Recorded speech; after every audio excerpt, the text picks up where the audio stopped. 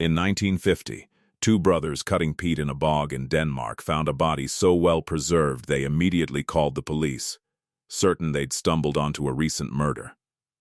The face still had stubble. The skin was intact enough to take fingerprints. There was a rope still cinched around the neck. The police investigation that followed was completely genuine right up until forensic examiners determined the man had been dead for roughly 2,400 years. That's not an isolated case.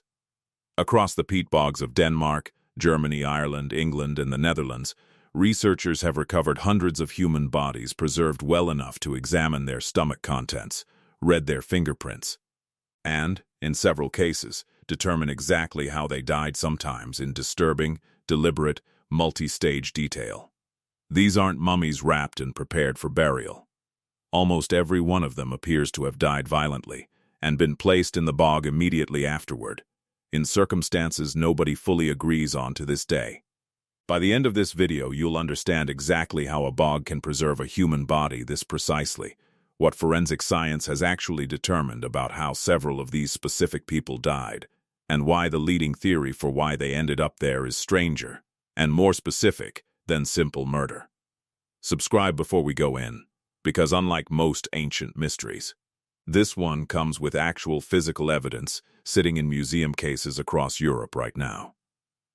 Start with the science of preservation itself, because it's genuinely remarkable, and it's the reason any of this evidence survived at all.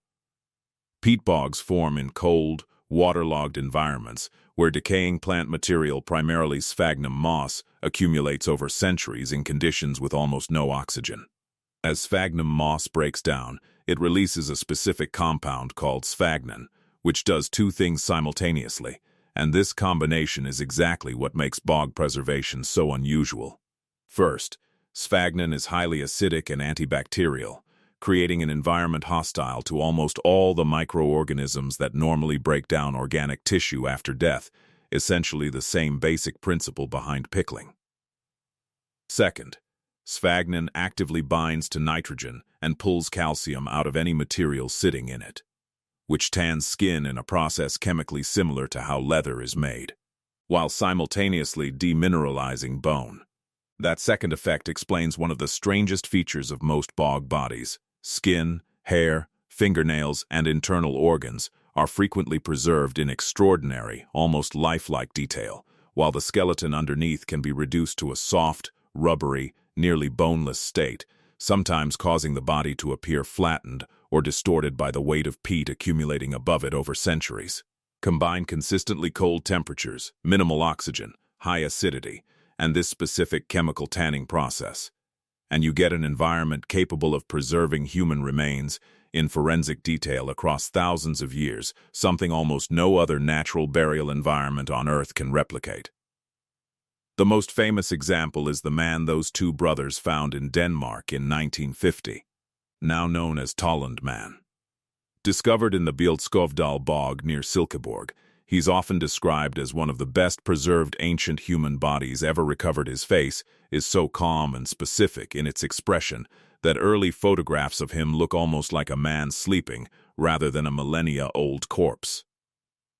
Radiocarbon dating places his death at roughly 375 to 210 BCE, during Denmark's pre-Roman Iron Age.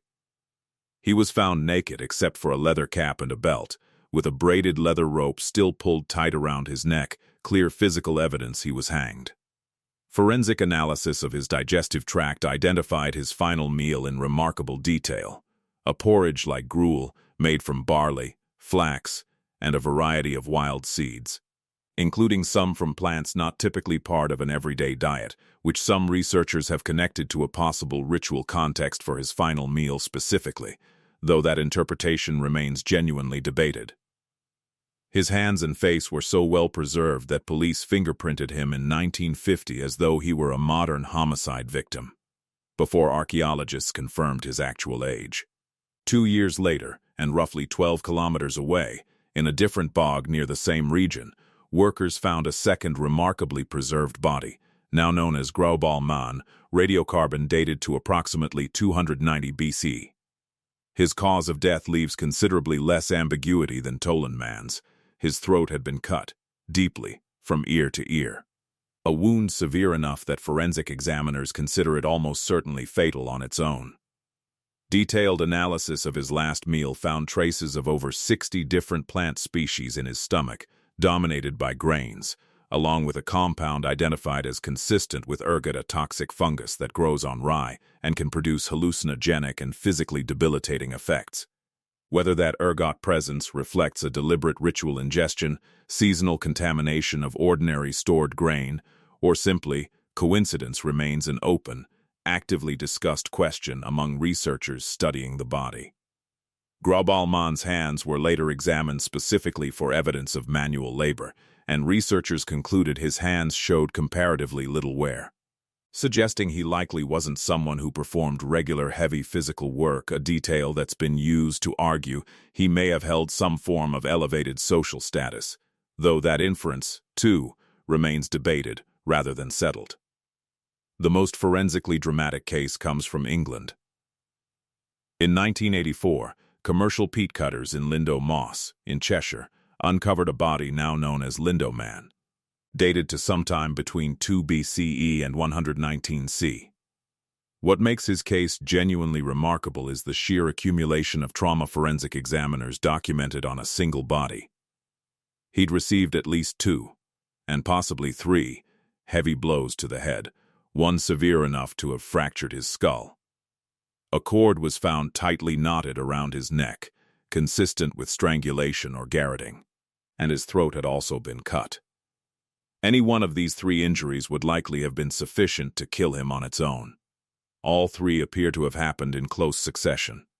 This pattern now commonly referred to by researchers as overkill, or sometimes the triple death has become one of the most discussed and debated details in the entire field of bog body research, because it doesn't read like an efficient execution or a straightforward act of violence. It reads like something considerably more deliberate, ritualized, and specific. That pattern isn't unique to Lindo Man either, which is part of what makes it significant rather than simply an isolated, unusually brutal case. In Ireland, 2 bodies discovered roughly 40 kilometers apart, Old Croghan Man and Clonacavin Man, both radiocarbon dated to roughly the same narrow window, between about 362 and 175 B, show broadly comparable patterns of extreme, layered violence. Old Croghan Man had been stabbed, had his nipples cut, and was bound with hazel rope woven through cuts made in his upper arms before being decapitated and cut in half at the torso. Clonacavin Man had suffered a severe blow to the head with a bladed weapon, disemboweling injuries to his abdomen, and additional trauma to his skull. Both men showed evidence of a comparatively privileged upbringing, well-manicured, uncalloused hands, and, in Clonacavin Man's case, a hairstyle held in place with an imported hair gel-like compound containing plant oil and pine resin sourced from outside Ireland, suggesting genuine access to long-distance trade goods and personal grooming resources. That specific detail evidence of elevated social status combined with extreme, layered ritual violence is exactly what led Irish archaeologist Eamon Kelly to propose one of the most widely discussed interpretive frameworks in this entire field. Kelly noted that many of Ireland's bog bodies, including these 2, were discovered along what were, in the Iron Age, boundary lines between ancient tribal territories, and frequently near sites historically associated with kingship inauguration rituals. His proposed theory connects these deaths to a specific documented strand of ancient Irish kingship ideology, the idea that a king's legitimacy was symbolically tied to the fertility and prosperity of his land, meaning a king whose reign coincided with famine, military defeat, or general misfortune might be considered to have failed in that sacred bond, and could be ritually killed as a consequence, with the body specifically placed at a boundary, or in a bog, itself often understood as liminal, in-between territory, neither fully land nor fully water. It's a genuinely compelling, well-argued theory, actively cited across the field. But it's worth being clear it remains one interpretation among several, rather than a universally accepted conclusion other researchers have proposed. These deaths could instead represent judicial execution for serious crimes, warfare-related killings of enemy combatants or captured elites, or a mixture of different causes across different individuals and time periods. Since bog bodies span many centuries and were clearly not all victims of the exact same circumstances, it's genuinely important to be clear that not every bog body shows evidence of violence at all, and that matters for keeping the overall picture honest rather than sensationalized. Some recovered bodies show no clear trauma whatsoever, and researchers reasonably consider it possible these represent accidental drownings, individuals who died of natural causes and were simply buried in available bog ground, or even, in some interpreted cases, formal burials using the bog specifically for its preservative properties. The genuinely violent, ritually elaborate deaths, Tolan man's hanging, Graubal man's throat cut, Lindo man's triple trauma, the Irish body's extensive mutilation, represent a significant and clearly deliberate pattern within the wider body of evidence, but they exist alongside cases that are far more ambiguous, and responsible researchers are careful not to project one dramatic interpretation onto every single recovered body. What ties a genuinely striking number of these violent cases together, beyond simple death, is the specific manner of disposal. Bog bodies showing clear signs of violence are frequently found pinned down with wooden stakes, weighted with stones, or bound with cords or branches specifically arranged to keep the body from rising to the surface, details that suggest whoever placed these bodies wasn't simply disposing of a corpse, but was actively, deliberately ensuring it stayed exactly where it was put. That detail has fed into ongoing academic debate about whether some of these deaths reflect not just ritual killing, but a specific anxiety about the dead themselves, a concern that these particular individuals, killed under these particular circumstances, needed to be actively contained rather than simply buried. Modern forensic and isotopic analysis has added considerable depth to these individual stories well beyond simply confirming cause of death. Stable isotope analysis of hair and nail samples which grow steadily over months and chemically record dietary information from that period, similar in principle to tree rings, has allowed researchers to reconstruct dietary shifts in the final months of several individuals' lives.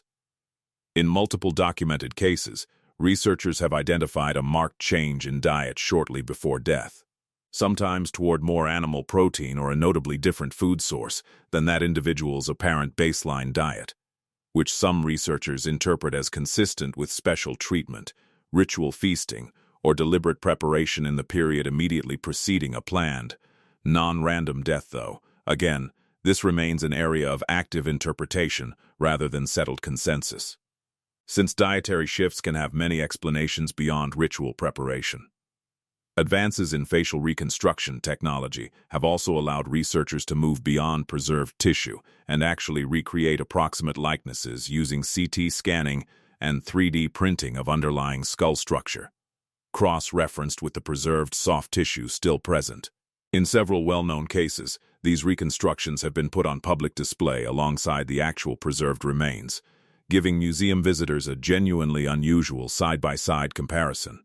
The actual, still present ancient face, and a modern forensic reconstruction of what that same face may have looked like at the moment of death, before millennia of chemical tanning altered its texture and color.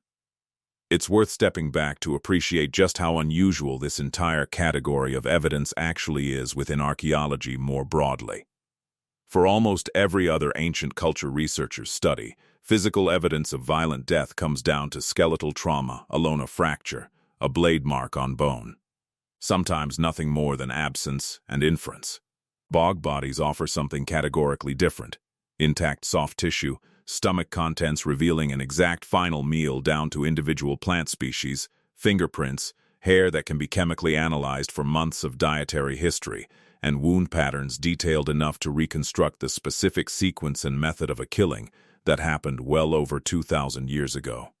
It's genuinely rare, across the entire discipline of archaeology, to have this much specific, physical forensic detail available for events this ancient, which is exactly why bog bodies remain such an actively studied, continuously revisited category of evidence, with new analytical techniques regularly applied to remains that were originally excavated decades, sometimes over a century, ago.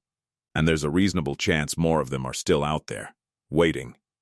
Peat cutting across northern Europe has slowed dramatically over the past several decades, as commercial peat harvesting has declined and many bog environments have gained legal conservation protection specifically because of their unique preservative properties and ecological value.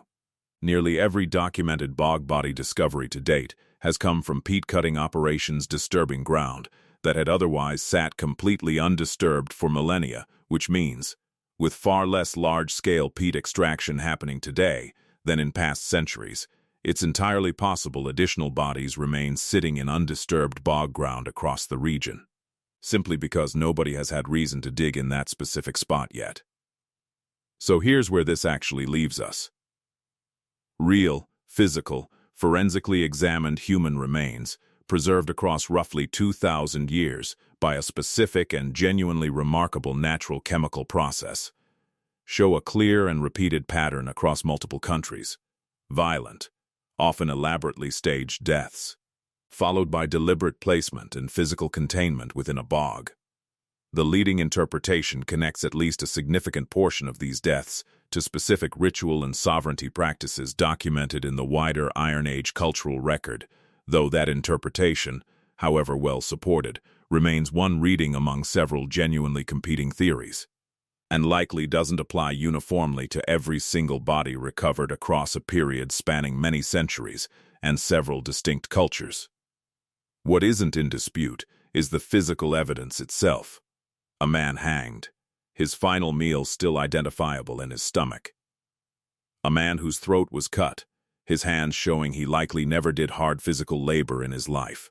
A man struck, garroted, and cut, in that order, by someone who apparently wanted to make absolutely certain he didn't survive any single method alone. If a bog can hold this much detail intact for 2,000 years, waiting patiently for the right forensic tools to finally read it, there's a real chance the next body pulled from wet ground somewhere in northern Europe has just as much still left to tell us.